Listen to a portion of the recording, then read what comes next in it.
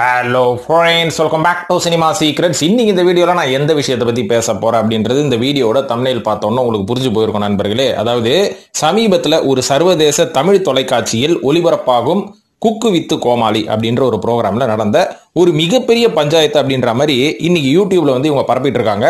உண்மையாவே இது ஒர்த்தான பஞ்சாயத்தா, மிகப்பெரிய பஞ்சாயத்தா? யோ இன்னாயா பண்ணுகிறீங்க, சோசியல் மீடியா கிடைச்சா அதுக்குன்னு இப்படி எல்லாம் நியூஸ் பரப்புவீங்க அப்படின்ற மாதிரி பாக்குற நம்மளுக்கே திகிட்டுற அளவுக்கு தேங்காய் பிஸ்கட் கொடுத்துட்டு இருக்காங்க. அதாவது உண்மையாவே பின்னணியில என்ன நடந்தது அப்படின்றத எந்த யூடியூபரும் பேசுறது கிடையாது. ஒரு சில பேர் இருக்கிறாங்க, மூத்த பத்திரிகையாளர்களாம், இந்த கேஸ் எப்படி தெரியுமா கொண்டு போயிட்டு இருக்காங்க, பாலியல் குற்றச்சாட்டு இருக்கும், இதுக்கு பின்னாடி ஒரு பாலியல் காரணம் இருக்கும். பாலியல்ன்றது இன்னைக்கு பெரிய ஹேஷ்டாக ஒரே ட்ரெண்டா மாறிட்டு போகுது இல்லைங்களா?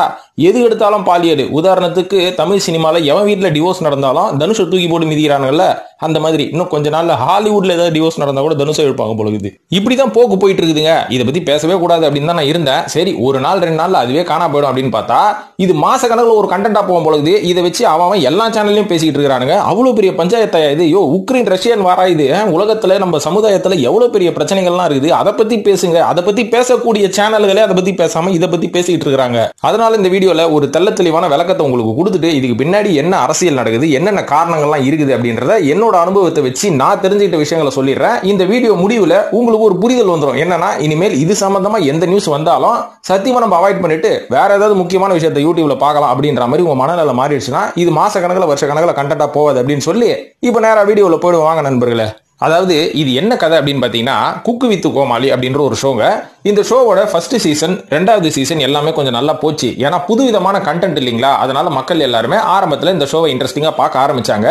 இப்போ என்ன நடந்தது அப்படின்னு பாத்தீங்கன்னா, இப்போ போக போக இந்த ஷோவோட விறுவிறுப்பு குறைஞ்சு போயிடுச்சு அப்படின்னு தான் சொல்லணும். ஏன்னா ஒரே கான்செப்டை நீங்க 10-20 சீசன் இழுத்துக்கிட்டே போனீங்கன்னா மக்களுக்கு எப்படிங்க இன்ட்ரெஸ்ட் இருக்கும்? இது மட்டும் இல்லாம உங்களோட காம்படிட்டர் சேனலான இன்னொரு மிகப்பெரிய சேனலும் இதே கான்செப்டை காப்பி அடிச்சு அங்க ஆரம்பிச்சாச்சு. அதாவது என்னென்ன கண்டென்ட் எல்லாம் இந்த சர்வதேச தொலைக்காட்சி ஆரம்பிக்குதோ இந்த கண்டென்ட்டை ஒரே வருஷத்துல காப்பி அடிச்சு அந்த சேனலும் வந்து ரன் பண்ணிட்டு இருக்கோம். ஆனா என்ன ஒரு துரதிருஷ்டவசமான விஷயம் தெரியுங்களா, இவங்க கிட்ட இருந்து காப்பி அடிச்சு மத்த சேனல்லாம் அவங்களோட கண்டென்ட்டை வேற லெவல்ல ப்ரோமோட் பண்ணி பெருசாகிடுவாங்க. கண்டென்ட்டை கண்டுபிடிச்ச இவனுங்க அப்படியே அதே இடத்துல தொங்கிட்டு இருப்பானுங்க. இதுதான் இவனோட பிரச்சனையே, இந்த சேனலோட பிரச்சனை அப்படின்னு நான் சொல்லுவேன். இது மாதிரி ஏகப்பட்ட கான்செப்ட்டுங்க. அதாவது கலக்க போறது யாரு, அதுக்கப்புறம் அவங்க என்ன பேர் வச்சாங்க, அசத்த போவது யாரு, அதுக்கப்புறம் இப்போ குக்கு வித்து கோமாளி, அங்க வந்து டாப்பு குக்கு டூப்பு குக்கு அப்படிதானே ஏதோ ஒரு பேரு. அதுக்கப்புறம் இங்க வந்து நீயா நானா அப்படின்னா இந்த பக்கம் வா தமிழாவா இல்ல வா தமிழாவா தமிழா தமிழா இந்த மாதிரி எல்லாம் ப்ரோக்ராம் வந்து இவங்களோட கண்டென்ட்டை காப்பி அடிச்சு மத்தவங்க எல்லாம் ரொம்ப சக்சஸ்ஃபுல்லா பண்ணிட்டு இருக்காங்க இல்லைங்களா. அதாவது இது எப்படி இருக்குன்னா, வெள்ளம் சாப்பிடுறது ஒருத்தன், விரல் சூப்புறது இன்னொருத்தன் அப்படின்ற ஒரு கதையா தான் இருக்குது. கஷ்டப்பட்டு நான் கண்டென்ட் கண்டுபிடிப்பேனா இவனுக்கு ஏன் கண்டென்ட்டே காப்பி அடிச்சுன்னு போய் அவனுங்க சேனல்ல பெரிய லெவல்ல மார்க்கெட்டிங் ப்ரமோஷன் எல்லாம் பண்ணி இது டிஆர்பி லெவலுக்கு பெரிய லெவல்ல கொண்டு போயிடுவாங்களாம். அப்போ நான் உட்காந்து பார்த்துட்டு இருக்கிறதுக்கு நான் அகாத்துவாவா அப்படின்ற மாதிரி இவனுக்கு யோசிச்சிருப்பானுங்க. அதனாலதான் கண்டென்ட் நம்ம கிட்ட இருக்குது, இதை வந்து மேல மேல நம்ம நேயர்களை எப்படி பார்க்க வைக்கிறது அப்படின்னு பிளான் பண்ணி அப்பப்போ அந்த தொலைக்காட்சியில் சூப்பர் சிங்கர்ல பேரண்ட்ஸை கூட்டிட்டு வந்து அழ வைக்கிறது, கண்ணு தெரியாதவரை பாட்டு பாட வைக்கிறது, இந்த மாதிரி ஏடாவடமான வேலைகள்லாம் பண்ணிட்டு இருப்பாங்க. அதாவது கண்ணு தெரியாதவனை பாட வைக்கிறது ஏடாவடமா அப்படின்னு கேட்டீங்கன்னா பாட வைக்கிறது நல்ல விஷயம் தான், உன் ப்ரமோஷனுக்காக பாட வைக்கிறது தப்பு இல்ல. இதே கதை தாங்க. இது மட்டும் இல்லாம இந்த குக்கு வித்து கோமாளியில ராஜா பகூது மாதிரி ஒருத்தர் உட்கார்ந்து இருந்தாரு. அவர் வந்து சன் டிவி விலகி வாங்கி அவர் வச்சு அங்க ஒரு ஷோ பண்ணுகிறானுங்க. இங்க வாயை பேச தெரியாத மாடம்பட்டி ரங்கநாதன் அப்படின்ற ஒருத்தர் கூட்டு வந்து கேசரிக்கின்றவரை கூட்டு வந்து ஜட்ஜா உட்கார வச்ச உடனே அவருக்கு என்ன பண்றதுன்னு தெரியாம சிரிச்சுக்கிட்டே இருக்கிறாரு. அப்ப யார் இந்த ஷோவை கொண்டு போவா? ஆங்கரும் பாத்தீங்கன்னா கொஞ்சம் சொத்தையாகிறாங்க.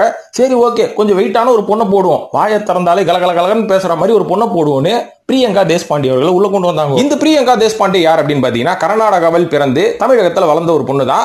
ஆரம்பத்துல இவங்க வந்து சுட்டி டிவி அப்படின்ற ஒரு சேனல்ல இந்த குழந்தைகளுக்கான ப்ரோக்ராம் பண்ணிட்டு இருப்பாங்க. அப்பெல்லாம் நான் பாத்துருக்கேன், யாரா அந்த பொண்ணு, இந்த பொண்ணு குழந்தை மாதிரி இருக்குது, டிஃபரெண்டா கண்டென்ட் பண்ணுது, அந்த குழந்தைங்களெல்லாம் ஜாலியா வச்சு என்னென்னமோ பிளே பண்ணுது அப்படின்ற மாதிரி இந்த காலகட்டத்தில் நாங்களே பார்த்திருக்கோம்.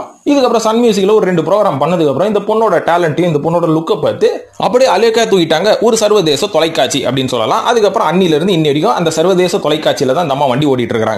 இது மட்டும் இல்லாம இப்ப இன்னொரு கான்ட்ரோவர்சி ஒன்று போயிட்டு இருக்கு. இவங்க வந்ததுனால தான் இந்த சர்வதேச தொலைக்காட்சியின் செல்ல பிள்ளைகளான டிடி திவ்யதர்ஷினி அப்படின்றவங்களும் காணா போயிட்டாங்கப்பா. அதுக்கப்புறம் பாவனா அப்படின்றவங்களும் காணா போயிட்டாங்க. அர்ச்சனா அப்படின்ற ஒரு சிறந்த ஆங்கர் ஒருத்தங்க இருந்தாங்க, அவங்களும் போயிட்டாங்க. இதுக்கப்புறம் ஜாக்லின் அப்படின்றவங்க இருந்தாங்க, அவங்களும் போயிட்டாங்க. ரம்யா இருந்தவங்க அவங்களும் போயிட்டாங்க அப்படின்ற மாதிரி அவன் லிஸ்ட் அடிக்கிட்டே போறான். அதுக்கெல்லாம் காரணம் இந்த பிரியங்கா தான் அப்படின்ற மாதிரி சொல்றாங்க. அதாவது டிடி ஏன் வெளில போனாங்க அப்படின்னு பாத்தீங்கன்னா, அவங்க மேல இருந்த இமேஜ் சுச்சி லீக்ஸ்ல காணா போனனால இவங்க வந்து ஆங்கர் பண்ற பல ஷோஸை வந்து யாரும் பார்க்காம டிஆர்பி டவுன் ஆயிடுச்சு. இன்னொன்னு பாவனா அப்படின்றவங்க எங்கேயுமே போல, இதே ஸ்டார் நிறுவனத்தோட ஸ்டார் ஸ்போர்ட்ஸ்ல அவங்க ஆங்கரா இருக்கிறாங்க. அர்ச்சனா அவர்களுக்கு மிகப்பெரிய சம்பளம் ஜி தமிழ் கொடுத்தனால விலக்கி வாங்கி விட்டாச்சு. ரம்யா அவர்கள் எங்க போறதுன்னே தெரியாம அலைந்து கொண்டிருக்கிறார்கள். அப்பப்போ இங்க தலையை காமிச்சிட்டு போவாங்க. இதுதான் நிதர்சனமான உண்மை. நீ என்ன பிரியங்காக்கு முட்டு கொடுக்குற மாதிரி இது அப்படின்னு பாத்தீங்கன்னா யாருக்கும் முட்டு கொடுக்கல. இங்க என்ன பிசினஸ் நடக்குது, இவங்க என்ன மாதிரியான பாலிடிக்ஸ் பண்றாங்க அப்படின்றத உங்களுக்கு விளக்கி கொண்டிருக்கிறேன் அப்படின்றத நிதர்சனமான உண்மை. இப்போ இது ஒரு சதுரங்க வேட்டை நண்பர்களே. சதுரங்க வேட்டையில அந்த கருப்பு காயின் இருக்கிறதெல்லாம் ஒரு தொலைக்காட்சி, வெள்ளை காயின் இருக்கிறதெல்லாம் ஒரு தொலைக்காட்சி. இதுக்குள்ள இருக்கிற அந்த சிப்பாய், சோல்ஜரு, யானை இவங்கெல்லாம் யாருன்னு பாத்தீங்கன்னா இந்த ஆங்கர்ஸ். இதுல ராஜா ராணியாக விளங்கக்கூடியவர்கள் இந்த ப்ரோக்ராம் டைரக்டர்ஸ் மற்றும் ப்ரொடியூசர்ஸ். இதுதான் கதை. சோ இந்த சதுரங்க வேட்டை கேமில் யார் ஜெயிக்க போறாங்க அப்படின்ற ஒரு போட்டியில இந்த சிப்பாய் மற்றும் ராஜா ராணி இவங்க எல்லாருமே வேலை செய்வாங்க. ஆனா இந்த ஹோல் செஸ்ஸோட சார்ட்டே எண்டு தான் அப்படின்ற மாதிரி இந்த ரெண்டு தொலைக்காட்சிகளும் அடிச்சுப்பாங்க டிஆர்பிக்கு. சோ அந்த டிஆர்பி விளையாட்டு தான் இது. அதாவது இந்த குக்கு வித் கோமாளி ஷோல இந்த வாழை படத்தோட ஹீரோயின் இந்த ப்ரோக்ராம்ல கலந்துக்கிட்டாங்க இல்லீங்களா? அந்த டைம்ல பிரியங்கா அவர்களும் இவங்களும் ரொம்ப நெருங்கிய நண்பிகள். அப்போ ஒரு டைம் என்ன ஆச்சுன்னு பாத்தீங்கன்னா இந்த வாழை ஹீரோயின் இந்த ஷோல இருந்து வெளில போகும்போதே பிரியங்கா அவர்கள் ரொம்ப டென்ஸ்ட் ஆயிட்டாங்க. அந்த டைம்ல இருந்தே பிரியங்காக்கும் மணிமேகலைக்கும் ஒரு பெரிய பஞ்சாயத்து உள்ள ஆரம்பிச்சு அது பெருசா பூதாகாரமா வெடிச்சு அதுக்கப்புறம் வெளில போயிட்டு மணிமேகலை என்ன பண்ணாங்க, இந்த ஷோவை விட்டே நான் கிளம்புறேன் அப்படின்னு சொல்லி கிளம்பிட்டாங்க. கிளம்புனது எல்லாமே ஓகே தான், ஏதோ நம்ம ஏத்துக்கலாம், ஏதோ ஒரு ரியாலிட்டியா ஒன்னும் பண்றாங்க போல இருக்குதுப்பா, உண்மையாவே டென்ஷன் ஆயிருப்பாங்கன்னு. அதுக்கப்புறமா அவங்க செஞ்சாங்க பாத்தீங்க ஒரு செயல். என்னன்னா அவங்களோட யூடியூப் சேனல்ல உட்காந்து கிட்டத்தட்ட ஒரு அரை மணி நேரம் இதை பத்தி நான் விளக்கறேன் பாருங்க அப்படின்ற மாதிரி ஒரு பெரிய பஞ்சாயத்தை கூட்டினாங்க. இந்த பஞ்சாயத்துக்கு 5.5 மில்லியன் வியூஸ். அதாவது ஏதாவது ஒருத்தன் சமுதாய சம்பந்தப்பட்ட விஷயத்த ஒரு யூடியூப்ல போட்டான்னு வைங்களேன், மில்லியன்ல வியூஸ் போகுமா என்ன? ஆனா இந்த பஞ்சாயத்தை கேட்கறதுக்கு 5.5 மில்லியன் வியூஸ். இதுல இருந்தே ஒரு விஷயம் நீங்க நல்லாவே புரிஞ்சுக்கணும். என்னன்னு பாத்தீங்கன்னா இப்ப இந்த மாதிரி சேனல்ல வேலை செய்யற ஆங்கர்ஸ் எல்லாருமே எப்பேற்பட்டவங்க அப்படின்னு நான் சொல்றேன் பாருங்க. எல்லாருமே கம்ப்ளீட்லி மணி மைண்டட் அப்படின்னு நான் சொல்லுவேன். யாரும் சர்வீஸ் ஓரியன்டட்ல இங்க யாரும் வேலை பார்க்கறதே கிடையாது. இங்க இவங்க வேலை செய்யும் போது இவங்களுக்கு மற்ற சேனல்ஸ்ல இருந்து ஆஃபர்ஸ் எப்பவுமே வந்துகிட்டே தான் இருக்கும். உதாரணத்துக்கு ஒரு ஆங்கர் டிடி ஆகட்டும், இல்ல இந்த மணிமேகலையே நம்ம எடுத்துப்போமே. இந்த மணிமேகலை இன்னைக்கு இந்த சேனல்ல ஒர்க் பண்ணிட்டு இருக்காங்க, XXX சேனல்ல ஒர்க் பண்ணிட்டு இருக்காங்கன்னு வைங்களேன். இவங்களுக்கு ஒரு 1 லட்ச ரூபாய் சம்பளம் கொடுக்குறாங்கன்னா இவங்க அந்த ஷோவை கொஞ்சம் சக்சஸ்ஃபுல்லா கொண்டு போறத மத்த காம்படிட்டர் சேனல்ஸ் பார்த்துக்கிட்டே இருப்பாங்க. இந்த பொண்ணுனால தான் இந்த ஷோ கொஞ்சம் நல்லா போகுது. இப்போ நம்ம என்ன பண்ணுவோம், இந்த பொண்ணை நம்ம சேனல்ல ஒரு 1.5 லட்ச ரூபாய் சம்பளம் கொடுத்து விலைக்கு வாங்கிடுவோம் அப்படின்ற மாதிரி விலைக்கு வாங்குவாங்க.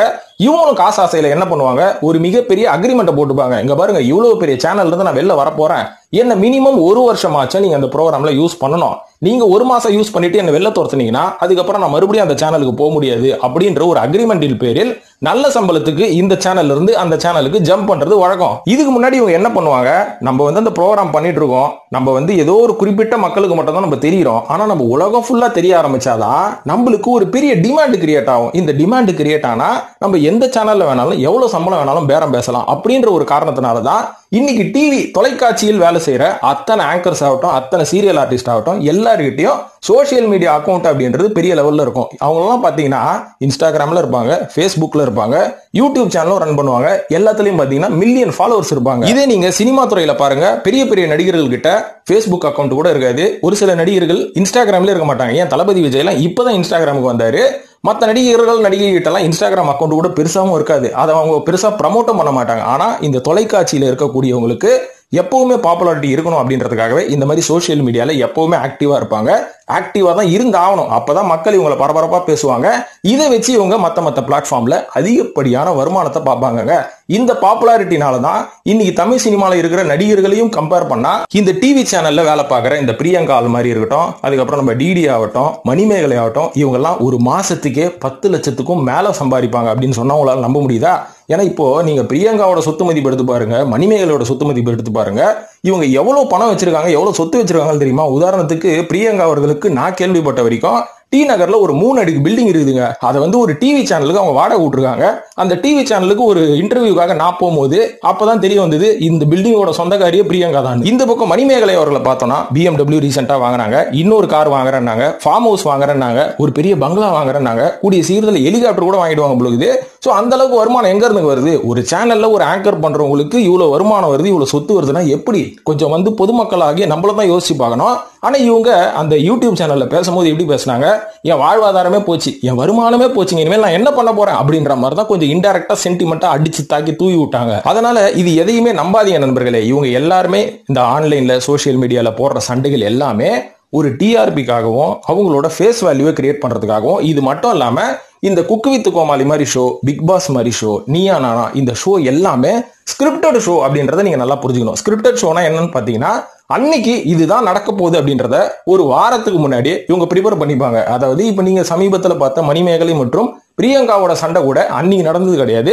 ஒரு வாரத்துக்கு முன்னாடி இதுக்கான ரிகர்சல் எல்லாம் இவங்க பார்த்துட்டு தான் உள்ளே வருவாங்க. இந்த மாதிரி ரிகர்சல் பார்த்துட்டு வந்ததுக்கு அப்புறம் எந்த நேரத்துல கரெக்டா அந்த ஃபைட்டை வந்து நம்ம ஆரம்பிக்கணும், எந்த நேரத்துல அதை முடிக்கணும் அப்படின்ற எல்லா பல்ஸுமே உங்களுக்கு தெரியும். உதாரணத்துக்கு பிக் பாஸ் நிகழ்ச்சி எல்லாரும் பார்த்திருப்போம். அந்த 3 மாசம் அந்த டிவி சேனல் உங்களை கட்டி போட்டுரும். கட்டி போட்டதுக்கு அப்புறம் என்ன பண்ணுவோம், அதுல ஜெயிச்சுட்டு வெளில வந்தவன தலையில தூக்கி வச்சு ஆடுவோம். அவன் பெரிய அமௌண்ட் அங்க ஜெயிச்சுட்டு வெளில வந்துட்டு அவன் பெரிய லெவல்ல எதுவுமே பண்ண மாட்டான். ஏன்னா அதுக்கான மொத்த அமௌண்ட்டையும் அவன் பிக் பாஸ்ல சம்பாரிச்சுட்டு வந்துருவான் இல்லீங்களா. இந்த மாதிரி ரிகர்சல் பார்த்துட்டு வந்ததுக்கு அப்புறம் எந்த நேரத்துல கரெக்டா அந்த ஃபைட்டை வந்து நம்ம ஆரம்பிக்கணும், எந்த நேரத்துல அதை முடிக்கணும் அப்படின்ற எல்லா பல்ஸுமே உங்களுக்கு தெரியும். உதாரணத்துக்கு பிக் பாஸ் நிகழ்ச்சி எல்லாரும் பார்த்திருப்போம். அந்த 3 மாசம் அந்த டிவி சேனல் உங்களை கட்டி போட்டுரும். கட்டி போட்டதுக்கு அப்புறம் என்ன பண்ணுவோம், அதுல ஜெயிச்சுட்டு வெளில வந்தவன தலையில தூக்கி வச்சு ஆடுவோம். அவன் பெரிய அமௌண்ட் அங்க ஜெயிச்சுட்டு வெளில வந்துட்டு அவன் பெரிய லெவல்ல எதுவுமே பண்ண மாட்டான். ஏன்னா அதுக்கான மொத்த அமௌண்ட்டையும் அவன் பிக் பாஸ்ல சம்பாரிச்சுட்டு வந்துருவான் இல்லீங்களா. சோ அந்த 3 மாசம் மக்களை ஏமாத்தி, மக்களை வந்து மேனிபுலேட் பண்ணி, மைண்ட் வாஷ் பண்ணி இவங்க வந்து ஒரு நல்ல பணத்தை சம்பாரிச்சுட்டு வந்துருவாங்க. வந்ததுக்கு அப்புறமா என்ன ராஜ வாழ்க்கை தாங்க. அதுக்கப்புறம் நீங்க வருமானத்துக்காக எங்கேயுமே ஓட வேணாம். உங்களோட பாப்புலாரிட்டியில நீங்க சினிமா உள்ளே வந்துருவீங்க. ஆனா சினிமா உள்ள வந்தோன்னா ரொம்ப நாள் நீங்க தாக்கு பிடிக்க முடியாது. ஏன்னு பாத்தீங்கன்னா, திறமை இருந்தாதான் சினிமால ஜெயிக்க முடியும். ஆனா டிவி மற்றும் சோசியல் மீடியால வாய் இருந்தாலும் மாயாஜாலம் பண்ண தெரியணும், மக்களை வந்து கட்டி போட தெரியணும். அந்த மாதிரி இருந்தாலே நீங்க வந்து ஜெயிச்சிடலாம். சினிமா நடிகர்களோட கம்பேர் பண்ணா இந்த டிவி நிகழ்ச்சியை தொகுத்து வழங்குறவங்க பயங்கரமா பணம் சம்பாதிக்கிறாங்க. உதாரணத்துக்கு மணிமேகலை பத்தி நம்ம சொல்லுவோம். அதாவது என்னோட நண்பர், ஒரு நெருங்கிய நண்பர், அவங்களுக்கு டிஜிட்டல் ப்ரமோஷன் எல்லாம் பண்ணி கொடுக்குறாரு. அவர்கிட்டயே நான் கேட்கும் போது அவர் என்ன சொன்னாரு, மணிமேகலை மாதிரி மற்றும் பிரியங்கா மாதிரி ஒரு சில ஆட்கள் வந்து என்ன பண்ணுவாங்கன்னா, அப்பப்போ ப்ரமோஷனுக்காக தன்னை ஆக்டிவேட் பண்ணிக்கிறதுக்காக இந்த மாதிரி ஏதாவது ஒரு கான்ட்ரோவர்சி பண்ணிட்டே இருப்பாங்க. ஏங்க ஒரு சில நாட்களுக்கு முன்னாடி, ஒரு சில மாதங்களுக்கு முன்னாடி திடீர்னு ஒரு சோசியல் மீடியால ஒரு நியூஸ் வருது.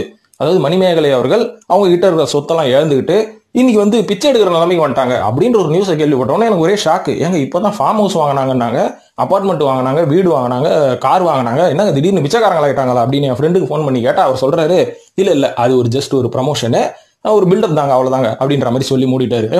பில்டப் கொடுங்கயா, அது ஏன் எங்களுக்கு ஷாக் கொடுத்து ஹார்ட் அட்டாக் வர ரோல் கொடுக்குறீங்க, எந்நேரமும் உங்களை பத்தி யோசிக்கணுமா அப்படின்ற மாதிரி கேட்டா, ஆமாங்க நீங்க யோசிச்சுட்டே இருந்தாதான் அவங்க பாப்புலர் ஆவாங்க அப்படின்ற மாதிரி சொன்னாரு. சோ நண்பர்களே, இதெல்லாம் வந்து மீடியாக்குள்ள நடக்கிற ஒரு டிஆர்பி போட்டி தான் நண்பர்களே. ஓப்பனா சொல்ல போனோம்னா, இன்னைக்கு இவங்க 2 பேரும் அடிச்சுக்கிறத பத்தி பேசுறது உங்களுக்கு ரொம்ப இன்ட்ரெஸ்டா இருந்தா தாராளமா பேசுங்க.